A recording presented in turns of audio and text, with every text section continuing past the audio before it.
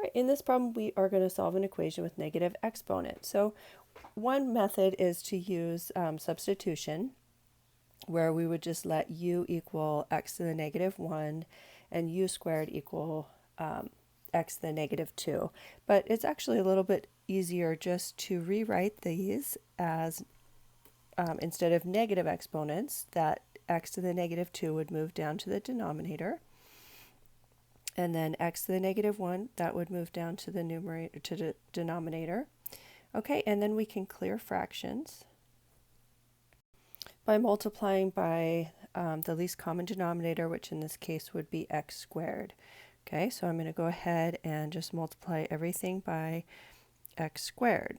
So x squared times that one, and times that one. And then when we're multiplying x squared times fractions, it's really x squared over 1.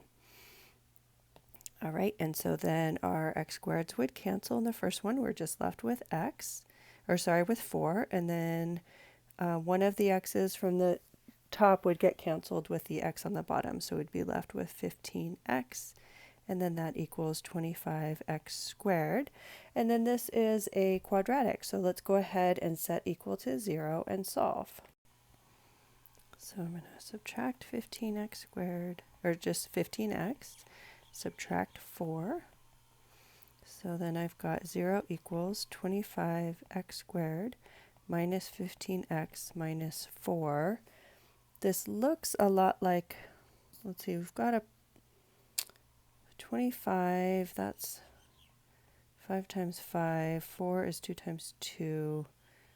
I'm trying to get that negative 15 in the middle. If I do 5x times 4, that would give me 20x, and then 5x times 1, that would give me 5x. And if we make this one negative, or the 4 negative, that would give us the negative 15x that we want. Okay, so I'll go ahead and just factor these. Let's see. You could also use quadratic formula. That would be fine. So I've got 5x times negative 4 and then positive 1. All right, and then we can use the zero product property, and we would get that either 5x plus 1 equals 0 or 5x minus 4 equals 0. And solving that, subtracting 1 from both sides, dividing by 5, we would get negative 1/5, or adding 4 to both sides, dividing by 5, we get x equals 4/5. And then we can go ahead and check and just make sure that these work.